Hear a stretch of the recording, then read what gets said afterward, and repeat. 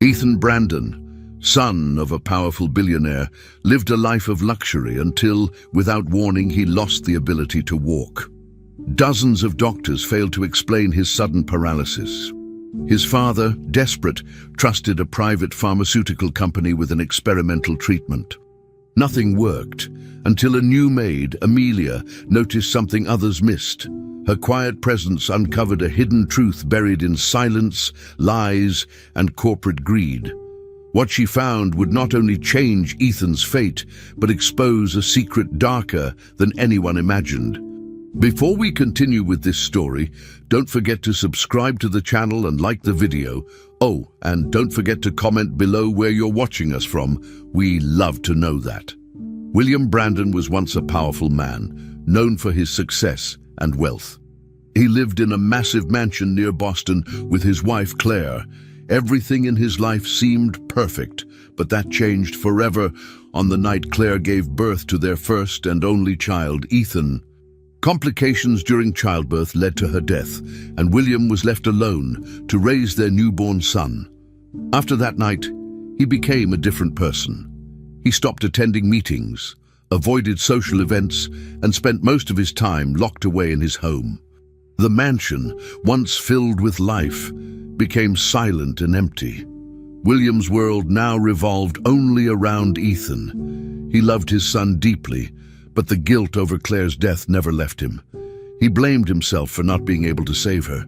This guilt made him cold and distant from everyone else. Though he provided Ethan with the best life money could buy, William could never escape the feeling that something important had been broken forever. As Ethan grew up, he lived surrounded by everything a child could want: expensive toys, private tutors, and trips to any place he wished. William made sure his son had every comfort, thinking it would somehow make up for what they both had lost. But when Ethan turned 6, something strange began to happen. One morning, he told his father his legs felt strange. At first, William thought it was just something small, maybe a cramp or a bruise from playing, but the numbness didn't go away. Within a few days, Ethan had trouble walking. He stumbled often and said his legs felt heavy. William called their private doctor, who ran tests and suggested specialists. More doctors came, but none could figure out what was wrong. Ethan's condition kept getting worse, and within weeks, he couldn't walk at all. He was stuck in a wheelchair, and nobody could explain why. William was terrified. Watching his son suffer without answers brought back the pain of losing Claire. He felt helpless again. Desperate for a solution, William turned to every possible source of help.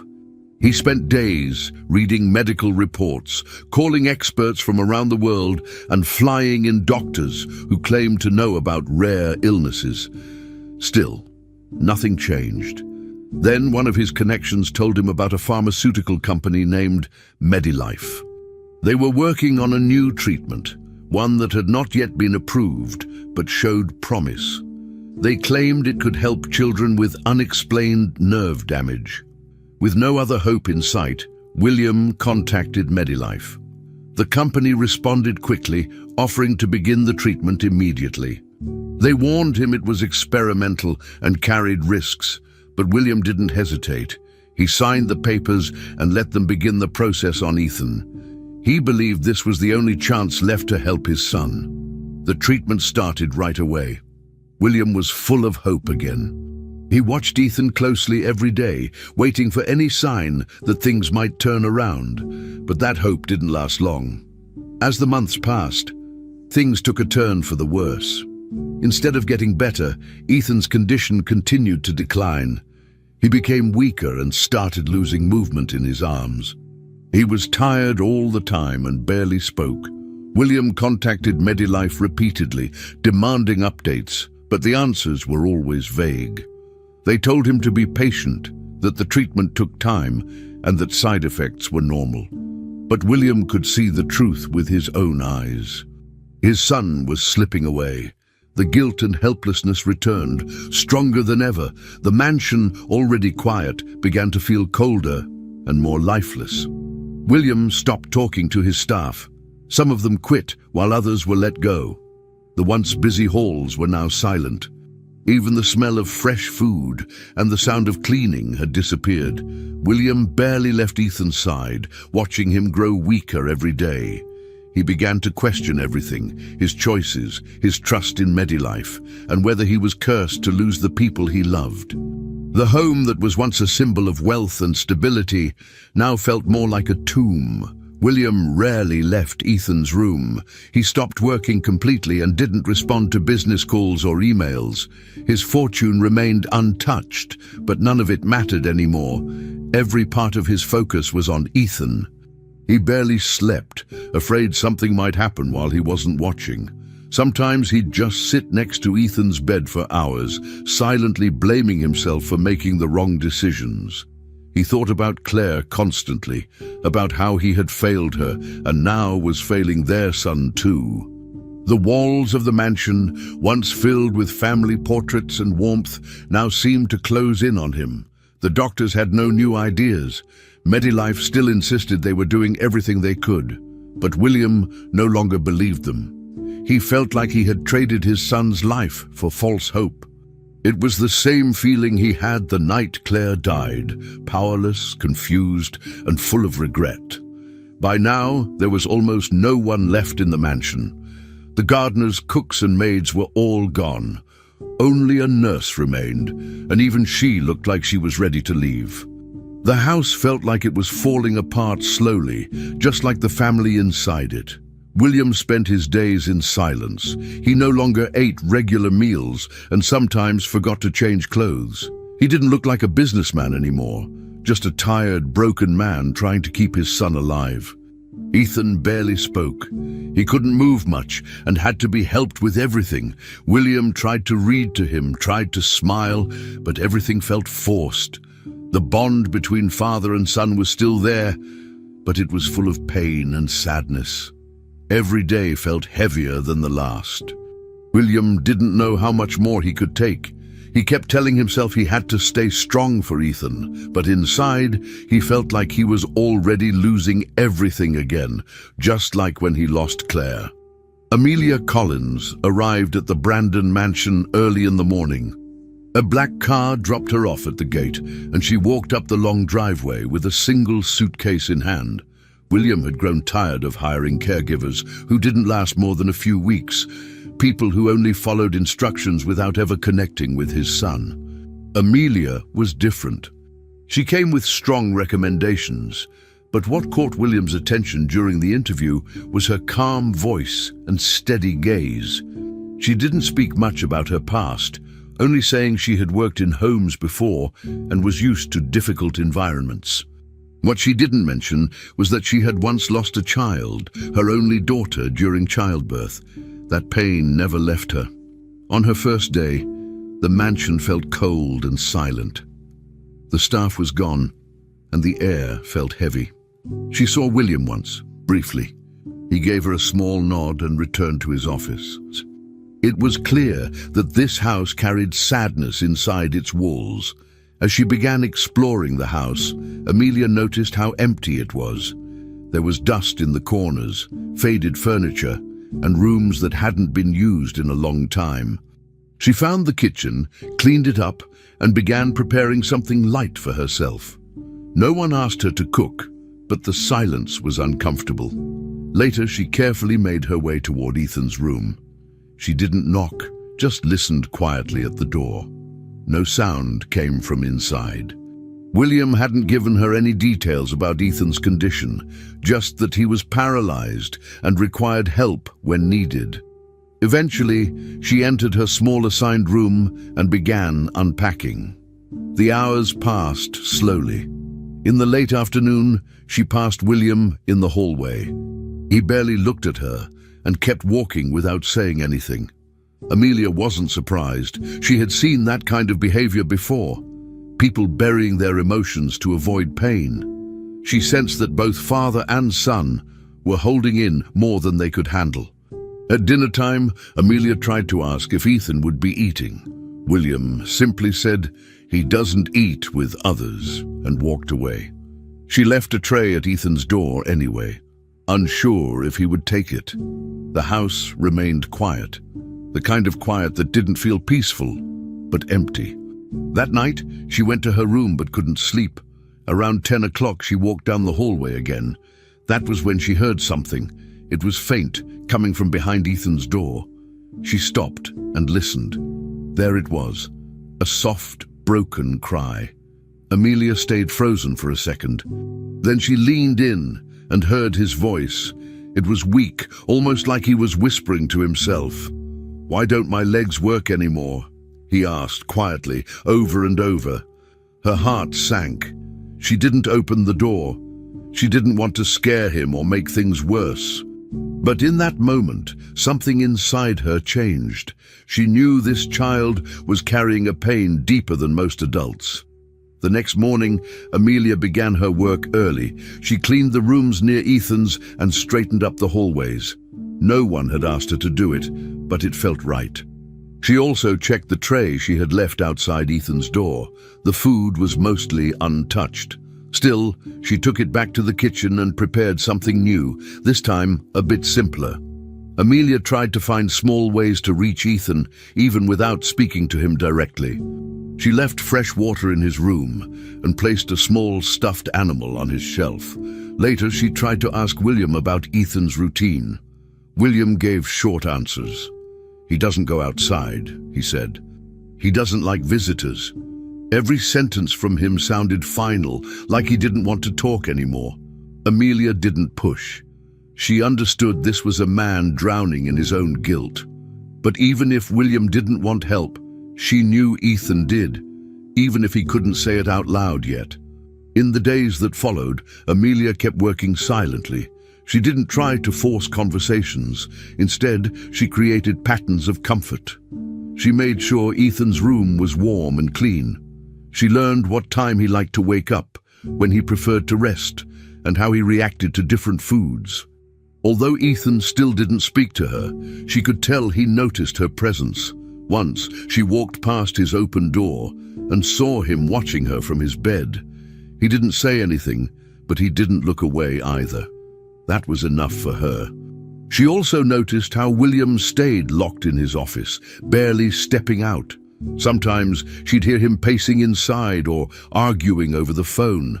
The whole house felt stuck, as if time had stopped. But Amelia believed it could be different. She wasn't here just to clean or serve food.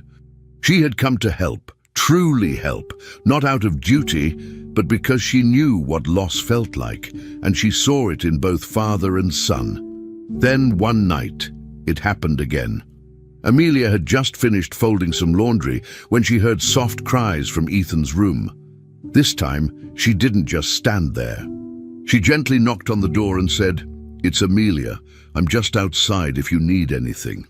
There was silence. Then a whisper. "Why won't my legs listen to me?" The sadness in his voice was clear. Amelia didn't respond right away. She stayed by the door, letting him know he wasn't alone.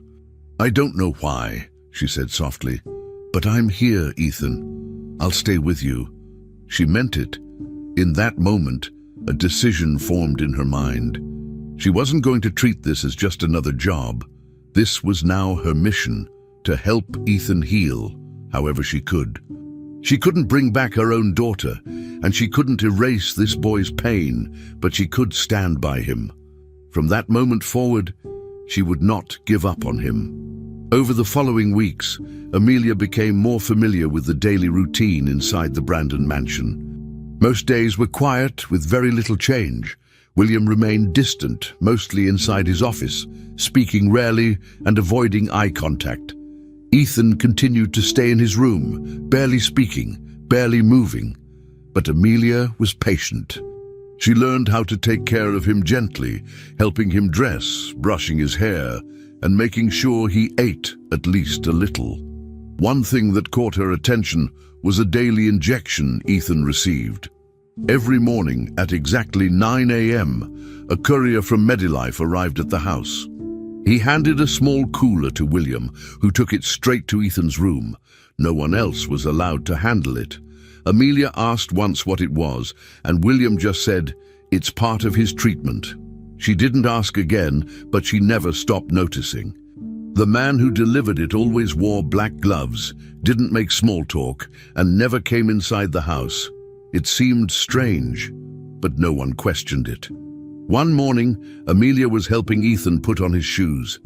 It was something she did every day, but this time, something unexpected happened. As she reached for one of the shoes, Ethan's hand accidentally knocked over a small glass bottle that had been on his bedside table. The bottle hit the floor and shattered. The liquid inside spilled quickly and began to spread across the wooden floorboards. A sharp, metallic smell filled the air almost instantly. Amelia pulled Ethan back a little to keep him away from the broken glass. Then she reached down with a tissue to try and clean it. But the moment it touched the liquid, her fingers started to sting. She flinched and dropped the tissue. Her skin felt like it was burning slightly. Amelia looked at Ethan, surprised and confused. He had gone pale and started crying quietly. Through tears, he said, "That's the medicine the doctor makes me take, but it doesn't help me. It makes me feel worse every time." She looked closer at what was left of the bottle. There was no real label, only a small white sticker with the code RXC17 printed on it. No instructions, no company name, nothing else. Her mind began to race. Why was there no name on something being injected into a child? She asked Ethan gently, "Do you know what this is for?"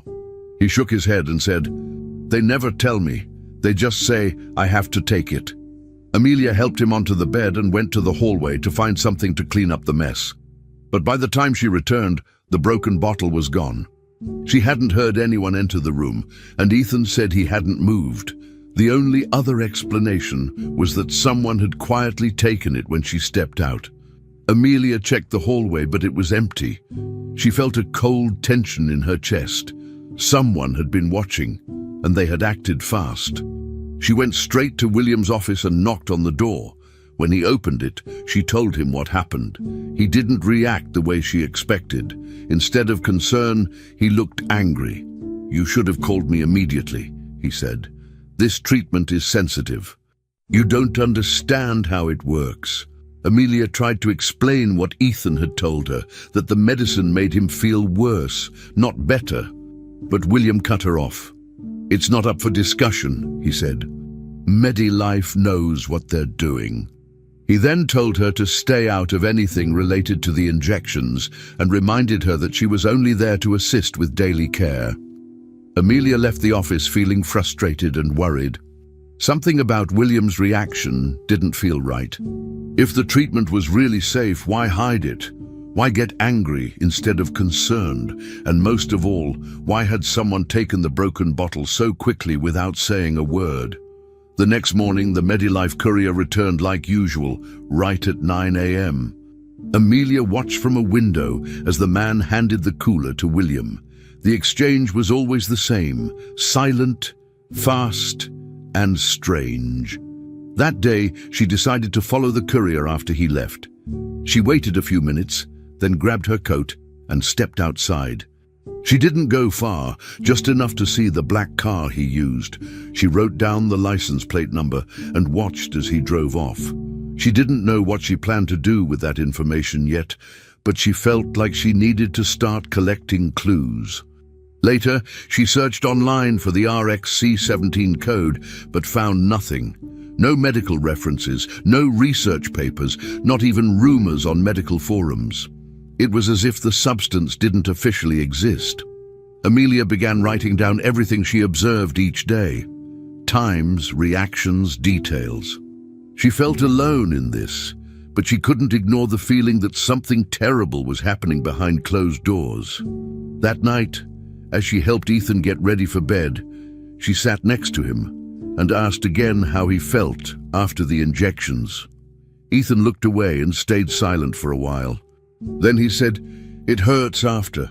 My stomach feels bad, my arms get heavy, and I can't sleep well." Amelia nodded and asked gently, "Did you ever tell your dad?" Ethan shook his head. "He doesn't listen. He says I have to take it or I won't get better." Amelia looked around the room and noticed how little light there was. The air smelled faintly of chemicals. She realized she had entered a situation far more serious than she expected. She wasn't just a housemaid anymore. She was someone who had discovered a secret, a dangerous one. That night, she couldn't sleep. She kept thinking about the broken bottle, the burning on her skin, and Ethan's scared face. For the first time, she truly understood that something deeply wrong was going on in this house, and she couldn't turn away. While cleaning the main bedroom one afternoon, Amelia pulled open the bottom drawer of an old dresser. It was stiff, like it hadn't been opened in years. Inside, beneath a pile of faded scarves and some folded clothes, she found a small leather book. The cover was worn, and the edges of the pages were yellowed with age. When she opened it, she immediately saw the name Claire Brandon written on the first page. Amelia's hands froze for a moment. Claire was William's late wife, Ethan's mother, the woman who had died during childbirth. Out of respect, Amelia hesitated before reading further, but something pushed her forward. She sat on the edge of the bed and began reading. At first, the entries were light, talking about daily life, small moments, decorating the nursery, and excitement about the baby. But as the pages moved closer to the final days of the pregnancy, the tone changed. Claire wrote about feeling strange, numbness in her legs, dizziness, and unusual muscle pain. These details quickly caught Amelia's full attention. Claire described how the symptoms began slowly. One morning, her legs felt weak. A few days later, she struggled to climb stairs. She started feeling exhausted for no reason. The dizziness made it hard to stay on her feet for too long, and sometimes her hands would tremble. She visited doctors repeatedly, but they kept telling her everything was normal for a pregnancy. According to her entries, they prescribed her a special supplement to help with energy and nutrition. Claire mentioned that this supplement came directly from a private medical program connected to Medilife. Amelia's breath caught in her throat when she read that name. Claire had taken something made by the same company that was now injecting Ethan every morning. The diary entries didn't stop there. Claire explained how the supplement was delivered in unmarked containers, how the doctors promised it would strengthen both her and the baby. But the symptoms continued to get worse, and she felt like no one was really listening to her concerns. What shocked Amelia the most was that the symptoms Claire described were nearly identical to what Ethan had been going through: tingling in the legs, weakness, and muscle issues. Claire even wrote a line that stayed with Amelia long after she closed the book. "They tell me I'm imagining things, but I know something is wrong." The last entry was dated just one day before Claire went into labor. It ended suddenly, mid-sentence.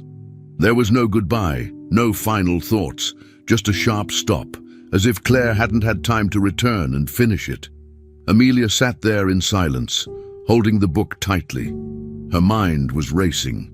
If Claire had been affected by something related to Medilife during pregnancy, it was possible that Ethan's condition started before he was even born. That changed everything.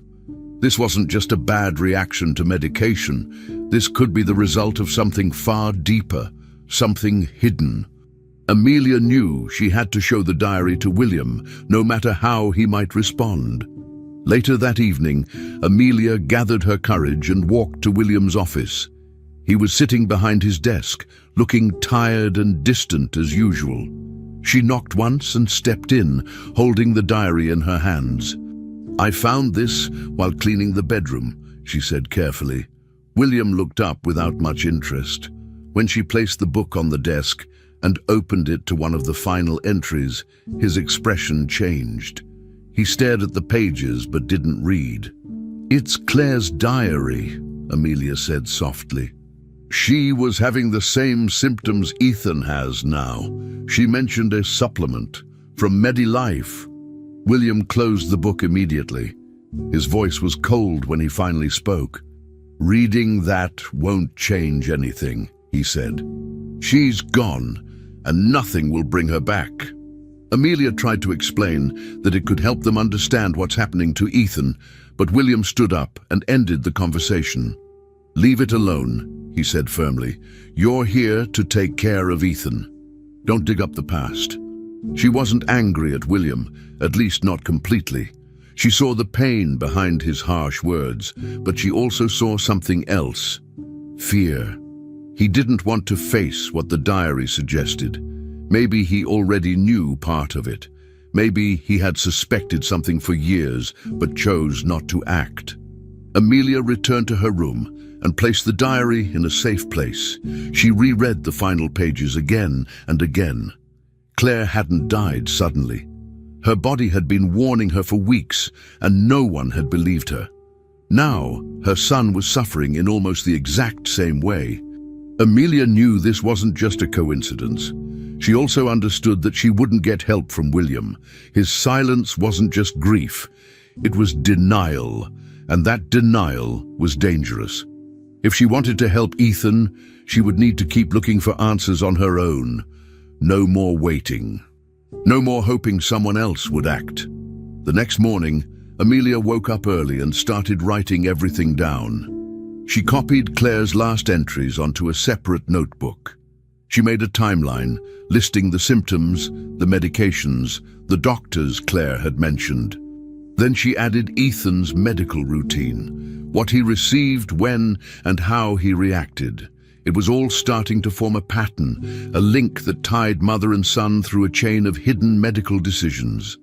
Amelia also made a list of names, hoping to track down one of the doctors Claire had mentioned. If any of them were still working with Medilife, they might know what RxC17 really was, or what the supplement had contained. Amelia felt a growing sense of urgency. Ethan was getting worse, not better, and time was running out. She didn't know what she would find, or how dangerous it might be, but she had already made up her mind. If no one else was going to uncover the truth, she would, even if it meant doing it alone. One quiet afternoon, while Amelia was organizing the living room, a black car pulled up in front of the mansion. A tall man in a blue suit stepped out and walked confidently to the front door. He looked polished, like someone used to giving orders. William met him at the entrance and led him inside without introducing him to anyone. Amelia noticed him right away. His smile didn't seem real, and his words felt rehearsed. He greeted William with a firm handshake and spoke in a calm but overly smooth voice. "Dr. Graham West," he said. "Clinical director at Medilife. I've brought the latest batch. This should help stabilize the boy's condition." He opened a small metal case and handed William a few clear glass vials. They looked identical to the ones Amelia had seen before. She stood at a distance, pretending to dust a nearby shelf. The doctor walked over to Ethan's chair, placed a hand on the boy's shoulder, and quietly slipped something into a side pocket before walking out. After Dr. Graham left, Amelia waited until no one was watching, and then carefully checked the pocket of Ethan's chair. Her heart beat faster as she reached in and pulled out a small ampule. It looked exactly like the broken bottle from before. Clear liquid, no label, no instructions, just a strange, cold glass container. Her fingers trembled slightly as she held it. She didn't know if it was meant to be hidden or simply forgotten, but either way, it made no sense. Why would a doctor secretly leave medicine in a child's chair? She wrapped the vial in a tissue and tucked it away in her apron pocket. The feeling of fear returned stronger than ever. Something was wrong with all of this. It wasn't just about miscommunication or bad treatment anymore. It was beginning to look like something more serious, something dangerous. Amelia looked at Ethan, who was sitting quietly, unaware of what had just happened. She knew she couldn't stay quiet anymore. Later that evening, as Amelia walked past the hallway near William's office, she noticed the door was slightly open. William was on the phone, speaking in a low but tense voice. She paused and stood quietly near the corner, careful not to make a sound. On the other end of the line, she heard Dr. Graham's voice. He wasn't friendly now. His tone was sharp and direct, "There must be no mistakes, William," the doctor said. "No discussions with outsiders. No one else is to know about the formula, not even your staff." Total silence is part of the agreement. William tried to respond, but the doctor interrupted. "You've already received more than enough support from us. Don't forget what's at stake." The call ended shortly after. Amelia stayed frozen in place, heart racing. The conversation hadn't sounded like professional guidance. It sounded like a threat. Graham didn't care about Ethan's health. He cared about keeping things quiet. That one phone call changed how Amelia saw everything inside the house. The next morning, Amelia knew she had to be more careful than ever. From that day on, she started paying attention to every single detail. She began writing everything down in a small notebook she kept hidden under her bed. Every delivery, every visit, every word spoken between William and anyone from Medilife, she recorded all of it. She noticed that deliveries from Medilife now came every 2 days instead of once a week. The vials inside the cooler were the same size, always unmarked, and always handled only by William. Amelia tried to talk to William again, asking if Ethan's treatment had changed. He answered vaguely and didn't meet her eyes. "The doctor knows what he's doing," he said. "I'm trusting the process." But Amelia had stopped trusting any of it. She noticed Ethan's reactions to the injections were getting worse. He was more tired, more distant. His arms now showed bruises where the injections were given. No one else seemed to care, but Amelia did. She knew she was watching something terrible unfold. Each time the courier arrived, Amelia made sure to observe everything. She kept track of the time, the number of vials delivered, and how long William spent handling them. She even began checking the trash late at night for anything that might be discarded. Boxes, wrappers, used syringes. Once she found a slip of paper with the same code she had seen before, RxC17. Still no instructions, still no explanation. When she asked Ethan how he felt after each injection, he gave the same answer. Worse. He said it quietly, without emotion, like it had become normal. Amelia felt helpless, but she didn't let it show. She comforted Ethan as best as she could and kept all her discoveries in her notebook. She started to suspect that William might not even know the full truth, that he might be blindly following orders out of desperation. But even if that was true, it didn't excuse what was happening. Amelia couldn't let Ethan go through this alone. Not anymore. As the days passed, Amelia's fear turned into determination. She knew now that something very serious was going on inside that house. Something that involved Medilife, secret medicines, and silence enforced through fear. Doctor. Graham's visit had opened her eyes, and the hidden ampule confirmed that secrecy was part of the plan. Amelia decided she would no longer be just a caretaker. She would become an investigator, a protector, someone who would not stop until she found out what they were doing to Ethan and why. Each day, she watched more carefully, listened more closely, and made sure to hide her notes well. She waited for any chance to gather more proof. She knew she had to be smart. One mistake could get her fired or worse, but she also knew that if she did nothing, Ethan would continue to suffer. From the moment Graham walked out of that door, Amelia had changed. She was no longer just suspicious, she was certain, and she was ready to do whatever it took to uncover the truth. Ethan's health started to get worse. What began as weakness in his legs had now turned into something much more painful and frightening. He began having sharp pain in his back and stomach, sometimes crying for hours during the night. His arms twitched without control, and sometimes he couldn't hold objects or even lift his head properly.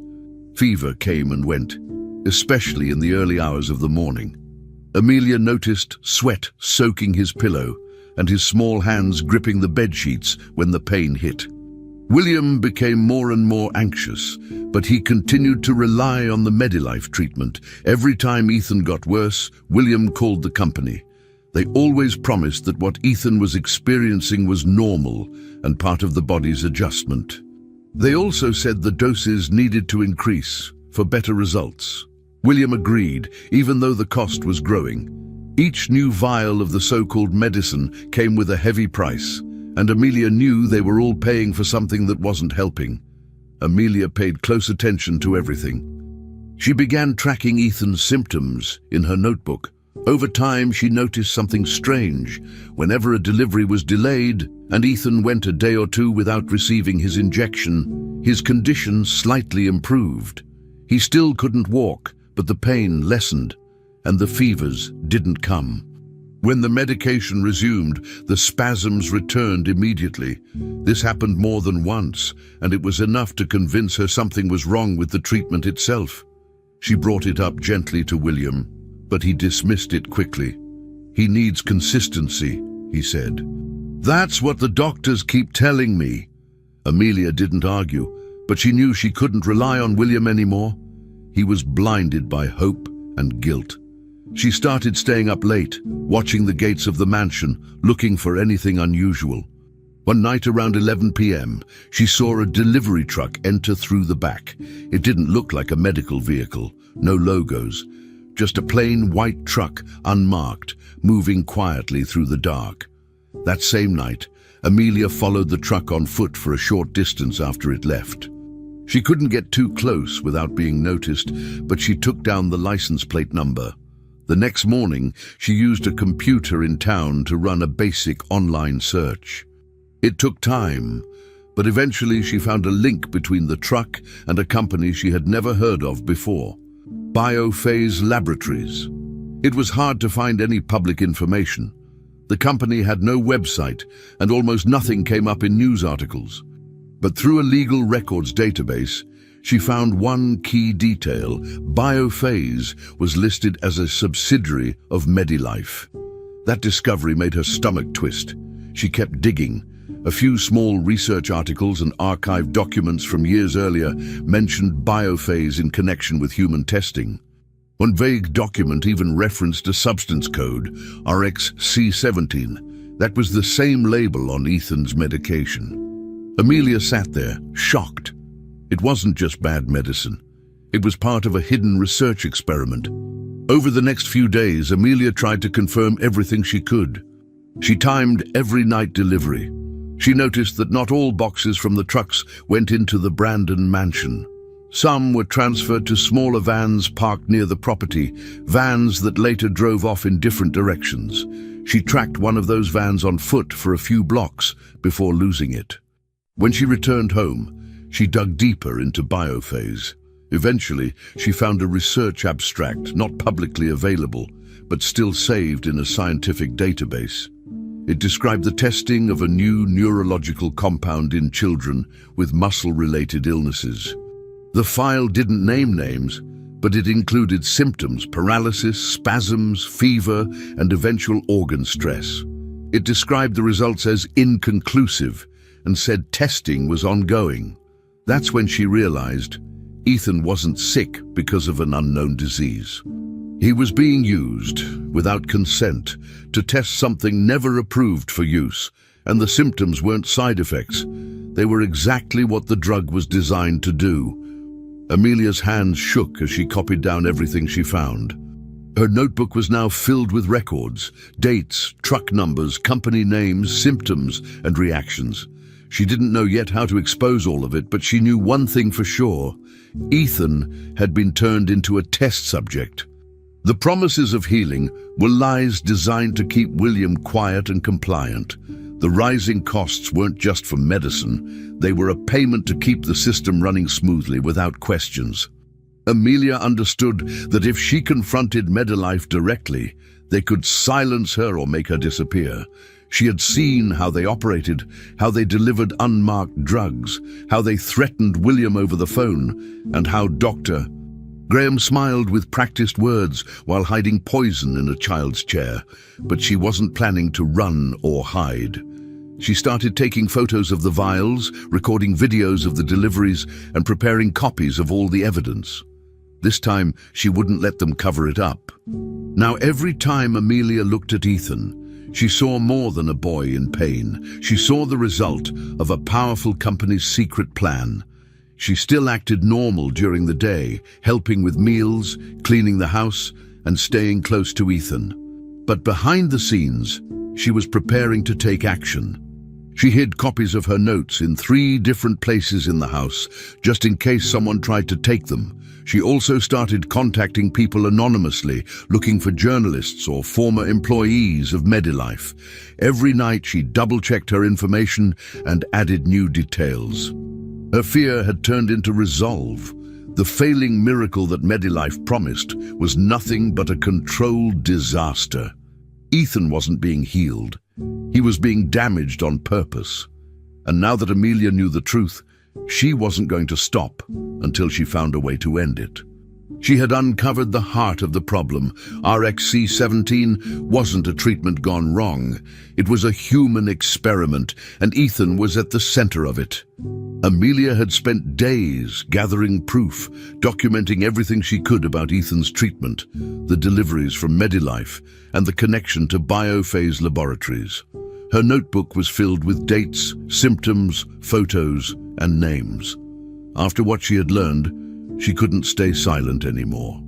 That afternoon, she walked straight to William's office with the folder in her hands. He was sitting behind his desk, reading papers, barely looking up as she entered. "We need to talk," she said firmly. She placed the folder on the desk and opened it. "This is everything I've found. Your son is not sick, he's being used in a drug test." William stared at the pages for a moment, but then pushed them aside. "You don't know what you're talking about," he said, his voice already rising. Amelia didn't back down. She pointed at a document with the RxC17 code and explained how Ethan's symptoms got worse after each dose. That's when William lost control. He shouted at her, accused her of wanting money, and told her to leave the house immediately. Amelia stood there, shocked by his reaction. She had expected resistance, maybe disbelief, but not rage. William's hands were shaking as he pointed to the door. "You think I don't care about my son?" he yelled. "You come into my house, accusing me after everything I've done?" Amelia tried to calm him down, but he wouldn't listen. He repeated that she was fired and that she had no right to investigate anything. "I trusted you," he said. "Now get out before I call the police." Amelia left the office with her heart pounding. She went straight to Ethan's room to check on him. He was breathing fast, his face red with fever. Then suddenly his body stiffened and he started shaking uncontrollably. A strong convulsion took over him. Amelia didn't think twice. She wrapped him in a blanket and rushed outside to the garden, hoping the fresh air might help. She placed him gently on a bench and held his hand, whispering that he would be okay. While sitting in the garden with Ethan, trying to help him breathe, Amelia heard footsteps behind her. She turned quickly and saw Dr. Graham standing near the hedge, dressed in the same sharp blue suit. His face was calm, but his eyes were cold. "You've caused enough problems," he said. "Hand over what you took." Amelia stood between him and Ethan. "I'm not giving you anything," she said. Graham took a step closer, his hand reaching inside his coat. That's when she saw the gun. Her body tensed, but she didn't move. "You have no idea what you're involved in," he said. "Return the files and we'll forget this ever happened." Amelia refused again, this time louder. As Graham opened his mouth to threaten her once more, a voice came from the doorway. "What the hell is going on?" It was William. He stood there, watching the scene unfold. Graham turned around, surprised and panicked. "This isn't what it looks like," he said quickly. But it was too late. William had heard everything. In his rush to leave, Graham turned to run. But in the process, he dropped a folder he had been carrying under his arm. It hit the ground near the garden path and opened slightly. The logo of Medilife was printed on the front. William walked over and picked it up. He flipped through the pages and his face turned pale. The documents inside were internal reports, confidential ones, showing the full truth about RxC17.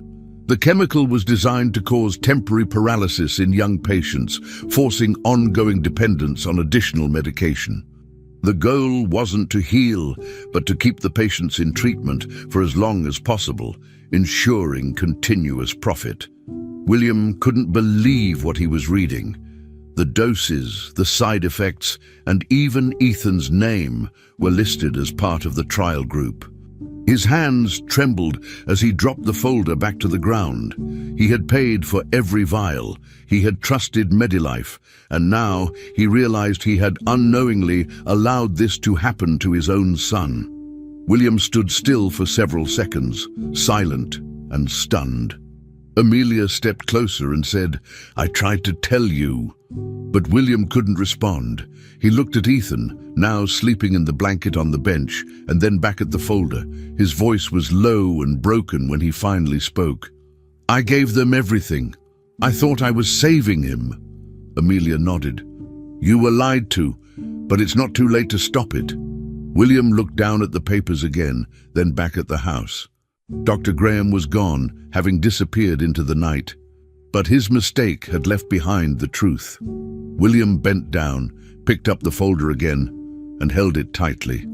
For the first time in months, his face changed. The anger was gone, replaced by guilt and something else, determination. He didn't know what would come next, but he knew what had to be done. He had helped create this tragedy, and now he had to fix it, somehow. They both returned to the house slowly, Amelia carrying Ethan, while William followed closely behind. No one said much. The night felt heavier now, not because of confusion, but because of clarity. There were no more excuses or false hope. The truth had been exposed. William didn't try to defend Medilife anymore. He didn't argue or ask Amelia to stay away from the matter. Instead, he asked her to show him everything she had collected. For the first time, they were on the same side. As Amelia laid out her notes and photos, William took everything in. He looked tired, older than ever, but more focused. "They used my son to test a drug," he said, more to himself than to her, "and I helped them do it." Amelia placed her hand on his arm. "Now we stop them." William nodded slowly. The damage had been done, but the fight wasn't over. The lies were no longer hidden, and William Brandon was finally ready to face the truth. William stayed awake the entire night, sitting at his desk, surrounded by the open folder from Medilife and the documents Amelia had collected. The house was completely silent, but his mind was loud with thoughts. He read every single page, line by line, unable to stop. The more he read, the worse it got. Ethan's name appeared multiple times, along with codes and dates that matched their treatment schedule. Other children were listed too, some with notes about similar symptoms, others marked as unresponsive or withdrawn from the trial. The language was cold, clinical, and without emotion. These weren't patients to Medilife. They were test subjects. He saw evidence of bribes paid to doctors, altered reports, and fake documents sent to parents. The company had used wealthy families as unknowing funders, hiding behind hope and promises. The guilt hit William hard. He had funded the slow suffering of his own son. Every signature, every payment, every quiet acceptance, he had played a part in all of it without even realizing. When Amelia entered the office in the early morning, she found William still sitting at the desk. His eyes were red, and the pages were spread out everywhere. He looked up at her but didn't say anything at first. He didn't have to. She could see everything in his face, the pain, the guilt, the realization. She walked over and sat beside him. For a long moment, there was silence. Then quietly, William said, "They used my son, and I let them." His voice broke. Amelia placed a hand gently on his shoulder and told him it wasn't his fault. He shook his head. "I was so desperate to fix things. I didn't see what they were doing." That's when Amelia, after holding it in for so long, finally told him the truth about her own past. Her daughter had died years earlier after receiving a medication in a public hospital. That drug was later linked to Medilife. She had no idea they were connected until she saw the name again in this house. William turned to her, stunned. "So you already knew what they were capable of?" he asked. Amelia nodded slowly. "Not everything, but enough to be afraid." They both sat in silence again, the weight of their losses connecting them in a way words couldn't explain. What were the chances that both of them, one rich, one poor, had suffered from the same company's lies? It didn't feel like coincidence anymore. Maybe it was fate.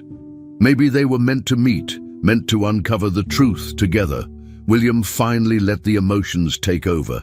He cried, not loud, but deeply. Amelia stayed beside him, holding his hand, letting him release everything he had kept inside for years. When the tears stopped, William looked at her and said, "We have to stop them. We have to make this public." Amelia agreed. They began making plans to copy the documents, contact the right people, and prepare everything. But they didn't realize that time was running out and that someone was already watching them. Later that day, as they prepared to leave the house and head into town, Amelia went to check the cameras. She had developed the habit of reviewing the security system daily since things had started feeling unsafe. But this time, something was wrong. The screens were dark. Every camera feed showed no signal. She tried restarting the system, but nothing changed. William checked the door locks. They were all disabled. Panic started to set in. "This doesn't make sense," he said, walking through the house quickly, checking windows and entrances. Every system they relied on for safety had gone down at the same time. That couldn't be an accident. Amelia checked the power box and found that the cables had been tampered with. Wires were cut, but not cleanly, ripped as if done in a hurry. The garden lights, the motion sensors, even the phone lines were dead. William looked around, trying to stay calm, but it was clear now. This wasn't a random failure. It was a warning. Someone had been here or was planning to return. Fear started to creep in. William closed all the curtains and told Amelia to keep Ethan close. He checked every door again, this time placing furniture in front of some of them. They had planned to go to the police, to the press, to anyone who could help. But now they were trapped, at least for the moment. Amelia called out for Ethan and brought him into the living room where they could all stay together. William paced back and forth, running through possibilities. "They know," he finally said. "Medilife knows we're going to expose them." Amelia didn't ask how he knew. She felt it too. The folder, the confrontation in the garden, the missing data, all of it pointed to one thing. They were being watched. Everything had been fine until they tried to fight back. Now the cameras were off, the house was open, and someone had made sure they would feel unsafe. Amelia checked her pocket and felt the flash drive with the backups. "We still have what we need," she whispered. William looked at her with a mix of fear and resolve. "Then we have to move fast." But before they could do anything else, headlights flashed through the front window. A black car had just pulled into the driveway. Not the usual delivery truck. This was a sleek, dark sedan. The engine shut off. No one got out immediately. William stepped back from the window and signaled for Amelia to stay low. The front door hadn't been locked because the system had failed. Amelia moved to grab Ethan's wheelchair while William peeked through the side curtain. After a few seconds, the car door opened. A man stepped out slowly, dressed in a dark coat. He walked with purpose, his face hard to see in the dim light. But William recognized the shape, the way he moved. "It's him," he said quietly, "the one behind all of this." Amelia's hands tightened around the chair. The man wasn't just a messenger. He was the one who controlled it all, and now he had come to finish what he started. Inside the house, everything went silent. The air felt heavy, and every sound became sharper. The ticking clock, the creak of the floor under William's shoes. The front door handle moved slightly but didn't open. They still had a few moments before whoever was outside forced their way in. Amelia looked at William and asked, "What do we do?" He didn't answer immediately. Then, slowly, He turned and said, "We protect Ethan. We don't give up the evidence, no matter what." Amelia nodded. She grabbed the flash drive and tucked it deep into her coat pocket. William took the folder and moved toward the hidden space under the stairs. They hid everything as quickly as they could, then stood together, waiting. The truth was finally out, but now the cost of knowing it had become dangerously real. In that moment, they understood that exposing Medilife would not be easy. The man outside was proof of that, but even in fear, they were no longer alone, and they were no longer afraid to fight. Richard Lang arrived just after noon. A black SUV stopped in front of the Brandon mansion, and several men in dark suits stepped out first. They looked around the property, checking every corner before opening the door for the last passenger. Lang stepped out calmly, dressed in an expensive grey suit, his face expressionless. His presence filled the space with tension. William stood waiting near the front door. Amelia stayed inside, watching from a distance while holding Ethan close. Lang walked in without hesitation, nodding briefly to William. "Let's talk," he said coldly. The two men entered the study while the bodyguards waited nearby. Amelia, worried but determined, followed quietly and stayed near the door where she could hear. Inside, Lang's tone was clear and direct. "We're prepared to offer you $20 million, he said. "In exchange, you'll sign an agreement to keep everything quiet. No police, no press, no lawsuits." William didn't speak. Lang leaned in and added, "Accept it or your son won't walk again." She didn't move from her spot, but quickly slipped her phone from her pocket, opened the voice recorder, and tapped the live stream button to a contact she had already warned. Her journalist friend was now listening in real time. Back in the room, Lang continued speaking. "You don't understand how deep this goes, William.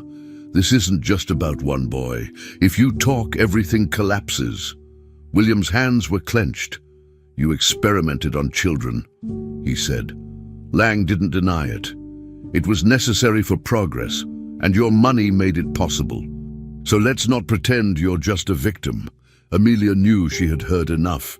She slowly stepped back into the hallway, texting one word to her contact: "Send." Just as she hit send, Lang stepped out and saw her. His eyes immediately dropped to the phone in her hand. Realizing what had happened, he lunged forward and tried to grab it. Amelia pulled back, yelling for help. One of the bodyguards began to move in her direction. Before the situation could spiral further, a loud voice shouted from the entrance, "Police! Nobody move!" Armed officers stormed into the house, weapons raised. Lang froze.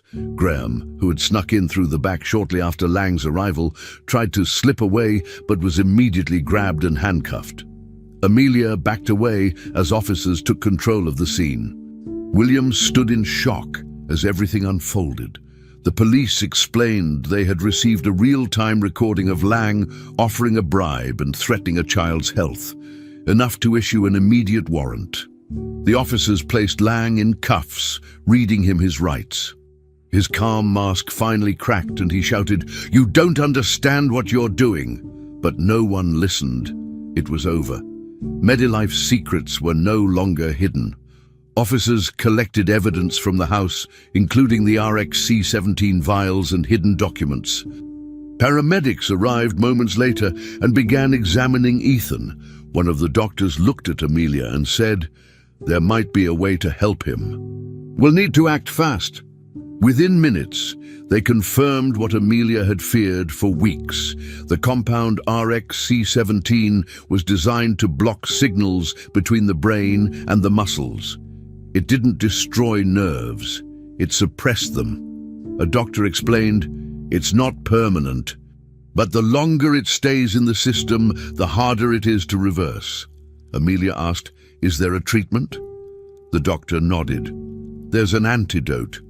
It was never made public, but we found mentions of it in the database we accessed through Medilife records." William stood by Ethan's side, watching as the team prepared him for immediate transfer. "We're taking him to a secure hospital," one of the paramedics said. He'll need intensive care, but if we start soon, there's a real chance for recovery. For the first time in a long while, William felt something he had almost forgotten: hope. He leaned down and kissed his son's forehead. Ethan, weak but conscious, gave a small smile. As the ambulance pulled away, William stood in the driveway, watching until the flashing lights disappeared from view. Amelia stood beside him, her phone still in her hand. The police had already taken Lang and Graham into custody. Reporters had started to gather near the gates. The truth had spread fast. William looked at Amelia and said, "I don't know how to thank you." She shook her head. "You don't have to. Just fight for him now." He nodded. "I will." That sentence meant everything. It wasn't a promise to her. It was a promise to Ethan. A promise that he would no longer be left in the hands of companies that lied, that he would no longer be treated like an experiment. William had spent years running from his past, trying to fix things with money and silence. But now he understood that real strength came from standing up, even when it was hard. Especially when it was hard. He would face every consequence, every truth for his son. Back inside the mansion, everything felt different. The house, once filled with secrets and fear, now felt like a place where a new chapter could begin. The security systems were turned back on. The Medilife files were sealed and handed to the authorities. Amelia started packing some of Ethan's things to bring to the hospital later. William walked through the rooms slowly, as if seeing everything for the first time. He stopped at Ethan's room, where the toys were still in place and the bed was unmade. He sat down and stared at the wall for a long moment. Then he stood up, walked to the window, and looked outside. The garden, where so much had happened, looked peaceful again. He pulled out his phone, called the hospital, and asked for hourly updates. "Don't let him out of your sight," he told the nurse. As the call ended, he whispered to himself, "This time, I will fight for you, my boy." And for the first time, he meant every word. Several months had passed since that terrifying night when everything changed. After weeks of treatment, daily therapy, and constant monitoring, Ethan was finally getting better. The antidote had worked slowly, helping his nervous system regain control. The doctors warned it would be a long road, but William never left his side. Amelia was there too, supporting Ethan through every small victory. And then, one morning, something incredible happened. While trying to reach a toy on the floor, Ethan slowly pushed himself up and stood on his own. His legs shook, but he didn't fall. William, sitting nearby, dropped his newspaper and froze. Amelia covered her mouth, tears already welling up. Ethan took one step, then another. He wobbled, but he kept going. 3 full steps before Amelia caught him in a hug. William joined them, pulling both into his arms. "You did it, Ethan," he whispered. "You really did it." That moment marked a turning point. It wasn't just about walking. It was about taking his life back. News of the Medilife scandal had spread quickly after Lang's arrest. The video Amelia recorded became the center of the investigation, shared by every major news outlet. Journalists uncovered hidden contracts, reports, and financial documents linking the company to illegal drug trials in multiple countries. Dozens of families came forward, sharing stories just like William's, children harmed by a treatment they were told would save them. The company collapsed under the weight of lawsuits and government investigations. Medilife was officially dissolved by court order. Its assets were frozen. Key executives, including Dr. Graham and Richard Lang, faced multiple charges and remained behind bars.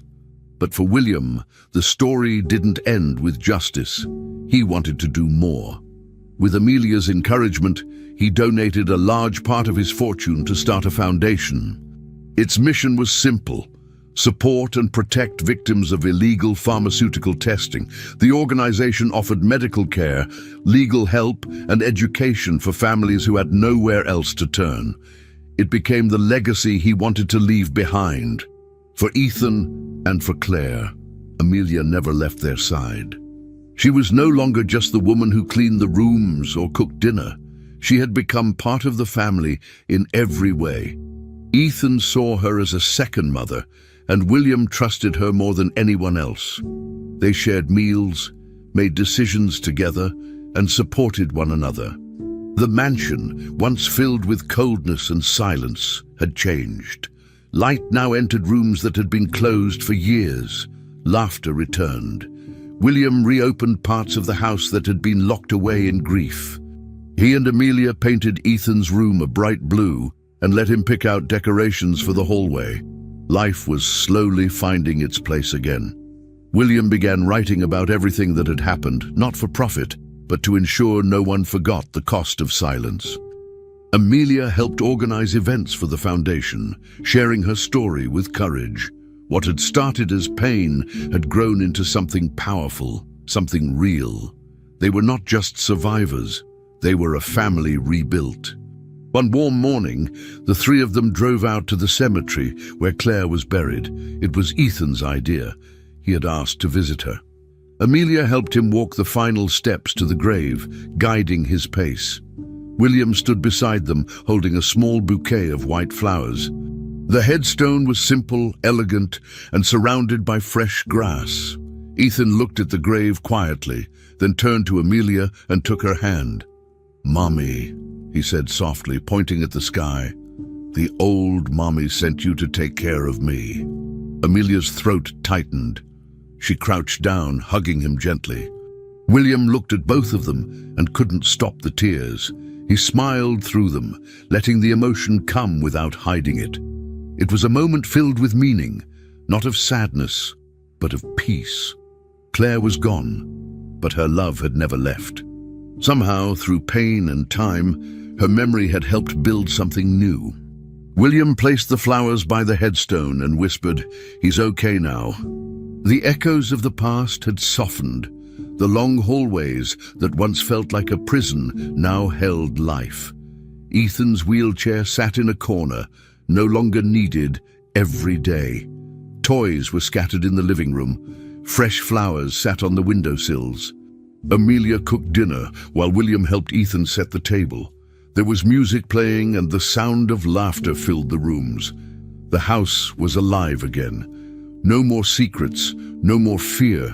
The truth had brought pain, but it had also brought healing. The foundation received letters of thanks every week, and new families were being helped every month. William continued to write, and Amelia began sharing her experience publicly, inspiring others to speak out. What once felt like an ending had become a new beginning. Justice had been done, not just in court, but in the way they lived now, and that was something no money or silence could ever erase. That night, William stood at the window of his study, looking out at the garden. The same place where he once thought he had lost everything was now filled with life again. He watched as Ethan ran around slowly, playing with a ball, while Amelia sat nearby reading a book. He opened the window and let the sounds of their laughter in. Closing his eyes for a moment, he breathed deeply and allowed himself to feel peace, not forced or imagined, but real. For the first time in years, the weight on his chest was gone. He had made mistakes. He had looked away when he should have acted. But now, he had done the right thing. The truth had brought suffering, but it had also brought freedom, not just for Ethan's body, but for all of their hearts. The mansion, once a place of pain and silence, had become a home again. William smiled as he whispered to himself, "This is the life Claire would have wanted. This is our new dawn. I'm extremely happy that you've made it this far. Thank you very much for watching. Comment below what you thought and what was the best or worst part. Don't forget to subscribe. Until next time."